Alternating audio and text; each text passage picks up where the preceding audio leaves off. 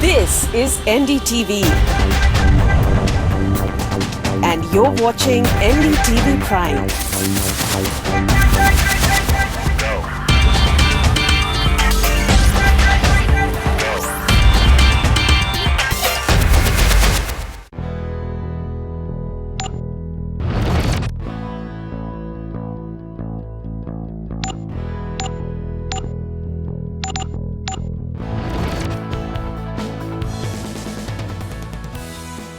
Diwali is a very exciting time of year for all Indians and also for e-commerce players. Hello and welcome to Heads Up. Online shopping this festive season sees a 40% boost. But from placing an order online to getting your products delivered at the doorstep, how does it all happen? Let's find out.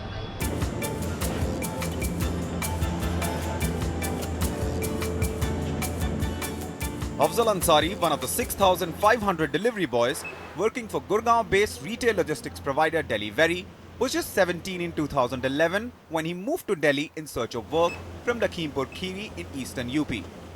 Eldest among three siblings, the responsibility to support the family fell on his shoulders. मेरे घर की आर्थिक स्थिति सही नहीं थी, इसलिए मैं पढ़ाई कर नहीं सका आगे। तो 2011 या 12 में मैं यहाँ गुड़गांव आया। Having only studied till class 10th and no particular skill set, a well-paying job was tough to come by. So 2 years ago, Afzal decided to put to use the only skill he had, riding a bike, which he proudly says he learned very early in his childhood. But with the festive sales touching the roof, a day for Afzal and his colleagues means at least 4 more hours of work every day. मतलब मैं 55-60 packet deliver करता हूँ और भी लड़के हैं van पे जाते हैं वो कम से कम 80 पैकेट डिलीवर करते हैं तो उनका इंसेंटिव कुछ दुगना तिगुना हो सकता है sir. On an average, a delivery boy earns anywhere between rupees 18 to 20,000 per month, but the extra hours can mean an extra rupees 10 to 15,000. It's a good time for them as well because again, they are part of some families where again it's a festival time. So they are more than willing to sort of do this because they get to earn a little extra. Delivery boys this festive season have a big reason to be happy, and the reason is the big bump in their salary, with many earning twice their regular salaries and many even more. With camera person Gopal Singh, Abhishek Singh for NDTV.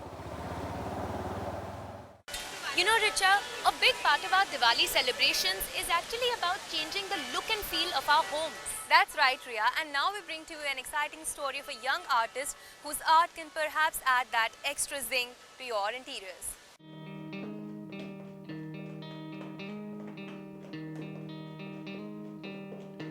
When you think about art, what is the first thing that comes to your mind? Paintings, sculptures, graffiti. While art can be aesthetically pleasing, it also has the power to impact our lives in not one but many ways. Therapeutic healing and creating social awareness, for instance. Meet Sudhamini Mishra, a self-taught painter and sculptor. Well, I was actually a history student to begin with, and art was never one of my hobbies or, even it wasn't even an interest as such. I just sort of got into it because my grandfather, who was a scientist, used to collect these books on various artists. So we had a huge collection of biographies and, all the autobiographies as well. So that's how I started developing an interest in artists. And then their art and what their art meant, what every painting signified, symbolism.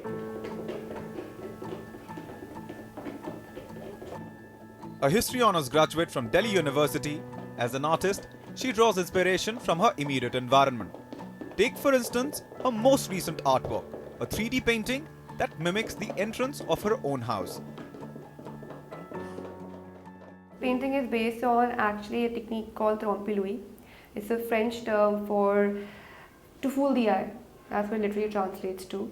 And this actually three-dimensionally extends the space. So like for example, if you place the canvas in a smaller room, it automatically gives the illusion of extending space. Whether you have a pair of doors or windows or anything which is an architectural element. And perspective is the most important element in this painting. So this is actually a doorway to my own house, and that's exactly what inspired me to paint it, because now that, if I travel a lot, or obviously I can't carry the painting along with me, but if I had to actually give another person the feeling of home, that I get from my own home. So if I wanted to make another person feel that, how would I do it? So that's how the idea of the painting germinated. While painting and sculpting are her first love, Sudhamini's other talents are creative writing and playing the violin. Well, I've always been more of a writer than a painter. It was actually my writerly ambition that got me to painting. Because to begin with, I was a history grad and all of that because I wanted to be a writer.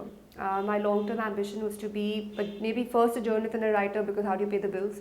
So I was actually looking at that option of being a writer, and I've been writing since I was a kid.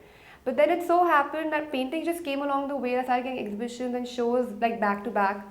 Writing is, I think, a more long-term dream, you know, because you've got to know a lot more about life before you sit down and write. So I still write. I have my short stories that I write and I illustrate them. So most of these paintings that you see are actually illustrations.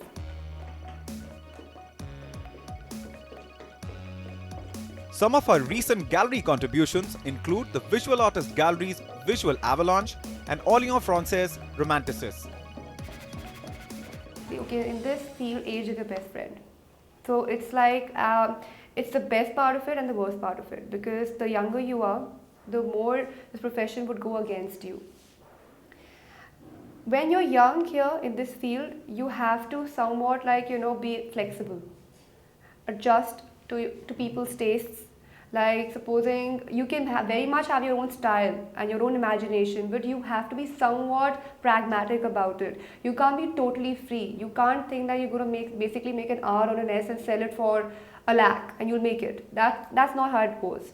You have to first learn the rules to break them, like they say. So initially in the first few years, you just have to like be flexible, cater to the audience, cater to the masses. Inspired by artists like Raja Ravi Verma and Manjeet Baba, Sudhamini believes it's the concept of her art that makes it singular. With Richa Sajothia and camera person S. Arun, Abhishek Singh for NDTV. Wow, I would love one of those art pieces in my house. And now it's time for us to slip into a short break. We'll be right back with lots more on the other side. Stay tuned.